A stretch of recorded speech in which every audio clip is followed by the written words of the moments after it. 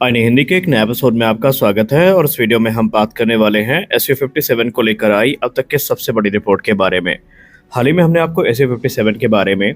अलग अलग रिपोर्ट्स में बताया कि रूस का ऑफर क्या था और भारत ने क्या शर्तें सामने रखी हैं रूस के, जहां पर रूस के ऑफर को काउंटर करते हुए भारत ने कहा कि हम इन एयरक्राफ्ट को लेकर इंटरेस्टेड तो हैं, लेकिन रूस को हमारी शर्तों पर काम करना होगा। यहाँ पर रेडार से लेकर जो वेपनरी है और भी दूसरी चीज़ें हैं, ये इंडियन रिक्वायरमेंट के हिसाब से अगर होती हैं तो फिर भारत इनको कंसीडर करेगा। लेकिन अब यहाँ पर रूस की तरफ से फिर से एक बड़ा जो जवाब है भारत के सामने रखा गया है। अपने इसी प्रपोजल को और ज़्यादा मजबूत करते हुए रूस इस समय अपने एडवांस SU-57E फाइटर एयरक्राफ्ट को भारत के सामने काफ़ी स्ट्रांगली पिच कर रहा है और इस बार प्रपोजल को थोड़ा और ज़्यादा एक्सटेंड कर दिया गया है और सिर्फ ये प्रपोजल अब प्रोक्योरमेंट तक सीमित नहीं है। अगर हम मीडिया की बात माने तो रूस बहुत जल्दी भारत में एक टेक्निकल टीम भेजने वाला है जो कि इन डेप्थ एवेल्युएशंस और नेगोशिएशन की जिम्मेदारियों को पूरा करेंगे। माना जा रहा है कि इस टीम के ऊपर एक जिम्मेदारी होगी कि ये भारत में जो सीनियर ऑफिशियल्स हैं इनके साथ मिलकर के जो अपनी अभी मीटिंग है उसको पूरा करेगा, उनकी रिक्वायरमेंट को समझेगा और उसी के आधार पर चीज़ों को इवेलुएट किया जाएगा। यहाँ पर रूस अब सिर्फ भारत को एक बायर के तौर पर नहीं देख रहा है, बल्कि रूस को इस बात का फुल कॉन्फिडेंस है कि भारत में SU-57 की एक जो नई मैन्युफैक्चरिंग फैसिलिटी है ये इस्टेब्लिश की जा सकती है। इससे बेनिफिट ये होगा कि रूस भारत की ज़रूरतों को तो पूरा कर ही पाएगा, इसके अलावा जो पोटेंशियल बायर्स हैं उनके जो ऑर्डर है वो भी भारत से केटर किए जा सकते हैं और इसीलिए ये जो डेलीगेशन आएगा ये अलग अलग पहलुओं पर बात करेगा। रिपोर्ट्स तो ये भी बताती हैं कि नई दिल्ली की तरफ से भी उनको जो पॉजिटिव साइंस है अब वो पहली बार दिखाए गए हैं। ये ऑफर ऐसे समय पर आया है जब Bharat already 5th generation fighter aircraft को काफ़ी गंभीरता के साथ कंसीडर कर रहा है और SU-57 प्रोग्राम की जहां तक बात रही तो डोमेस्टिक प्रोडक्शन में यह प्लेटफॉर्म स्ट्रगल करता नजर आया है और इसीलिए समय रूस की नज़र भारत की तरफ बनी हुई है ताकि उनको ये उम्मीद है कि भारत उन्हें इस समस्या से बाहर निकाल सकता है। अगर हम SU-57E की बात करें तो ये बेसिकली SU-57 का एक्सपोर्ट वेरिएंट है जिसको लेकर रूस दावा करता है कि हमने विशेषतः भारतीय वायुसेना की रिक्वायरमेंट को ध्यान में रख करके इस एयरक्राफ्ट को तैयार किया है। SU-57E की सबसे खास बात ये है कि ये पूरी तरीके से भारत की रिक्वायरमेंट से जो है मेल भी खाता है और इसमें भारत ने जो रिक्वायरमेंट सामने रखी है उसके लिए रूस खुद भी तैयार भी है। हालांकि अगर हम इनके इनिशियल रोल आउट की बात करें तो ऑलरेडी SU-57 का जो रोल आउट है और जो अभी तक की प्रोडक्शन टाइमलाइन है ये काफ़ी उतार चढ़ाव भरी रही है और इसमें रशियन एयरोस्पेस फोर्सेस के तरफ से लिमिटेड जो इंडक्शन हुआ है वो भी अभी काफ़ी चिंता का विषय है, क्योंकि अभी 2025 के मध्य तक की बात करें तो सिर्फ 20 से 30 यूनिट्स ही अभी तक जो रशियन एयरफोर्स है उसमें ऑपरेशनल हो पाई हैं। हालांकि ये जो अभी प्रोडक्शन रेट है इसको बढ़ाया जाने का प्रयास लगातार किया जा रहा है, लेकिन आपको पता ही है कि रशिया यूक्रेन युद्ध के चलते जिस प्रकार के वेस्ट के सैंक्शन का सामना इस समय रूस कर रहा है उसको देखते हुए रूस के लिए भी ये चीज़ें आसान नहीं है और इसीलिए रशियन सोर्सेज ने इंडियन मीडिया से बात करते हुए ये कहा कि वो यही चाहते हैं कि जो भारत में प्रोडक्शन फैसिलिटी बनेगी इससे न सिर्फ प्रोडक्शन को रैंप अप किया जा सकेगा बल्कि रूस अपने साथ साथ जो मित्र देशों की रिक्वायरमेंट है उसको पूरा करने में भी सक्षम होगा, क्योंकि आपको पता ही है कि इस समय रूस जो है वो ऐसे देशों की तलाश कर रहा है ऑर्डर के लिए जो पूरी तरीके से अमेरिका पर डिपेंडेंट ना हो और ये बात उन्हें भी पता है कि काटसा सैंक्शन की तलवार तो लटकेगी, लेकिन रूस को इस चीज़ की उम्मीद है कि अगर भारत में यहाँ पर जो प्रोडक्शन है वो शुरू हो जाता है तो उनकी बहुत सारी जो समस्याएं हैं वो यहाँ पर क्लियर हो जाएंगी।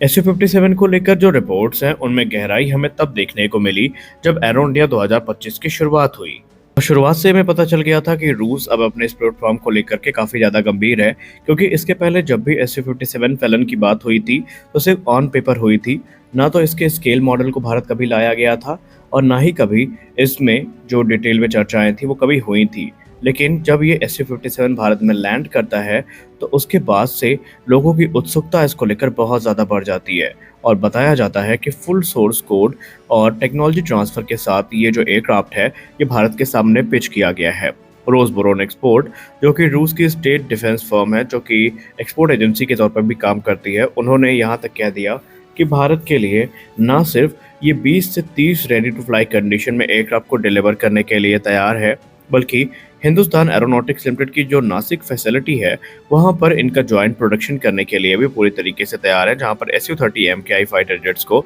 असेंबल किया जाता है। ये वही सेम साइट है और इसका सीधा मतलब ये है कि कॉम्प्रिहेंसिव टेक्नोलॉजी ट्रांसफर पैकेज तो हमें देखने को मिल ही रहा है, जो कि भारत को यहाँ पर SU-57 का निर्माण करने में मदद करेगा, बल्कि जो एडवांस टेक्नोलॉजीज़ हैं उनका एक्सेस भी मिलेगा। और सबसे खास बात तो ये है कि इस एयरक्राफ्ट में जो रशियन एसा रडार है उसको रिप्लेस करके जो gallium nitride based Virupaksha radar है उसके इंटीग्रेशन को लेकर के भी कहा जाता है कि रूस मान चुका है। प्रोडक्शन से हट करके ये जो एयरक्राफ्ट है इसको जो एक्सपोर्ट राइट है ये भी भारत को दिए जा सकते हैं, यानी भारत किसी थर्ड कंट्री के साथ निगोशिएट करके यहाँ पर ये जो एयरक्राफ्ट है इनको एक्सपोर्ट भी कर सकता है, यानी भारत को एक एक्सपोर्टर के तौर पे भी डिजिग्नेट किया जा सकता है इस प्रोग्राम के अंतर्गत। और ये जो अभी डिसीजन है ये काफ़ी ज़्यादा गेम चेंजिंग साबित होने वाला है, क्योंकि यहाँ पर रूस का तो दावा ये भी है कि इनिशियली भारत तकरीबन 40 से 60 फाइटर जेट्स को इंडक्ट करेगा और आगे चल के रिक्वायरमेंट के हिसाब से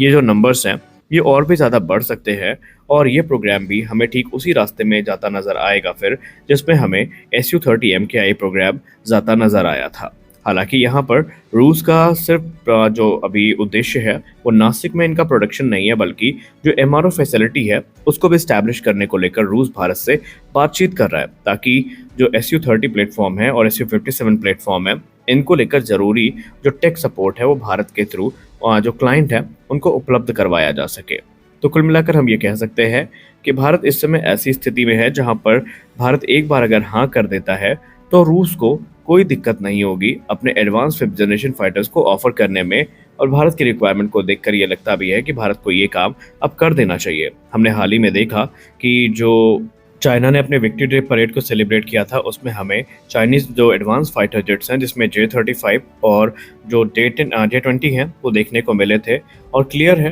कि चाइना और भारत की मित्रता भले ही अभी हुई हो लेकिन ये बहुत लंबा नहीं चलेगी। ये शायद तभी तक है जब तक भारत और अमेरिका के जो संबंध हैं वो तनावपूर्ण बने हुए हैं। उसके बाद चाइना आज नहीं तो कल इन फाइटर्स को पाकिस्तान को एक्सपोर्ट ज़रूर करेगा। तो भारत अपनी फ्यूचर के थ्रेट्स को काउंटर करने के लिए भी ये काम कर सकता है जो कि भारत के हित में है। खैर यहाँ पर देखना होगा कि भारत सरकार इस पे क्या निर्णय लेती है। फिलहाल तो हमें इंतजार है अगले 1 से 1.5 महीने में जो रशियन डेलीगेशन भारत आ रहा है उसका, और माना जा रहा है कि उसी दौरान 90% से ज़्यादा चीज़ें फाइनलाइज हो जाएंगी कि हमें क्या क्या देखने को मिलेगा। रूस तो पूरे प्रयास में है कि किसी प्रकार से भारत से उनको हाँ मिले और किसी प्रकार से इसका जो प्रोडक्शन प्लांट है वो इस्टेब्लिश किया जा सके। रूस ने कहा कि आज मौजूदा 4.5 जनरेशन एयरक्राफ्ट की तुलना में भी ये 5th generation fighter aircraft Bharat को कम कीमत पे ऑफर किया जा रहा है और भारत के लिए ये एक कॉस्ट इफेक्टिव सोल्यूशन के तौर पर देखा भी जा रहा है। आप इस डील को लेकर किस प्रकार से देखते हैं? क्या आपको लगता है भारत को ये डील करनी चाहिए या नहीं?